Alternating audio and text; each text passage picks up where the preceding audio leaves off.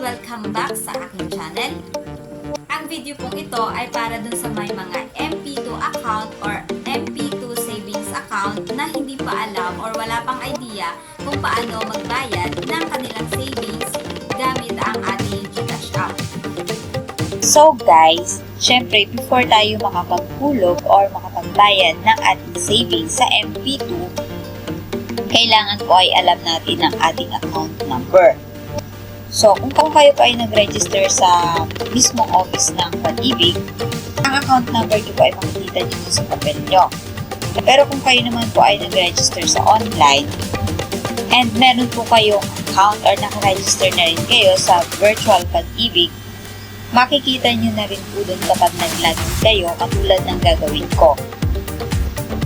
So ngayon, dahil nakalimutan ko na po siya, i-check ko na lang siya sa aking virtual Pag-ibig. So, kaya ngayon, maglalagin po muna ako. Okay. Type lang po natin ang virtual Pag-ibig.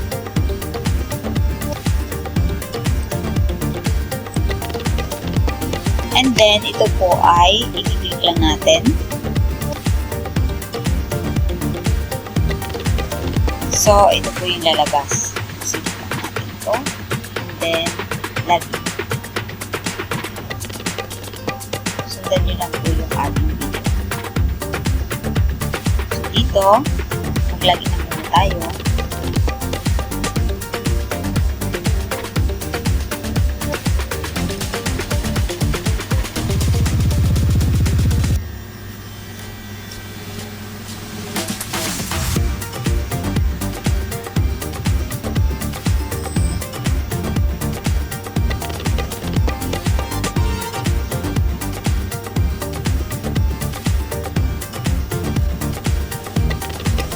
So, ayun guys, kung nakikita nyo po itong option dito sa part na to, hanapin lang natin itong MP2 savings. So, kapag clinic natin yan, ayan po, lalabas na yung ating account number. So, ito.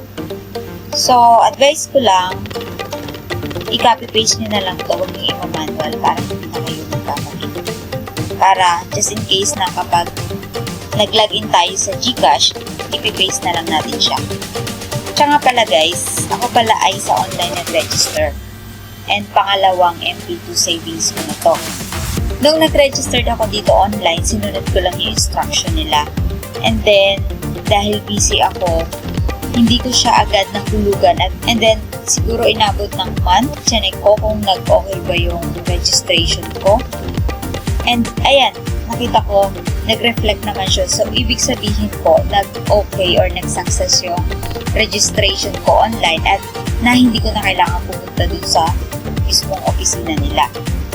So, ayan, kapag na-copy na natin, doon na tayo mag-log out kasi ang kailangan lang naman natin ay ang account number. So, dahil nakuha ko na ang account number ko, pwede na akong mag-proceed at mag-login sa aking GCash app. So, dito natin ipipaste yung kinuha nating account number para makapaghulog tayo ng ating MP2 savings. Kapag nakapag-login na tayo, i-click lang natin itong bills and then itong government. So, dahil hindi siya naka-add sa billers ko, i-type na lang natin at i-search. And ayan, meron pong tatlong option na lalabas. Ang pipiliin lang po natin dyan is itong nasa unahan. Kasi itong pangalawa is para sa mga employer and then itong pangatlo naman ay para sa mga OFW. So, kapag clinic natin to, ayan. And then yan, kung nababasa po natin sa taas, ang posting period daw niya is within 3 business days. And yung charge niya po is 5 pesos lang naman. So, i-type natin yung amount. And then, yung type niya is itong MP2 savings. And then, dito yung account number na tinapin natin kanina. And period. So, ang pipiliin ko is for 1 month. Okay. Yan. And then, email.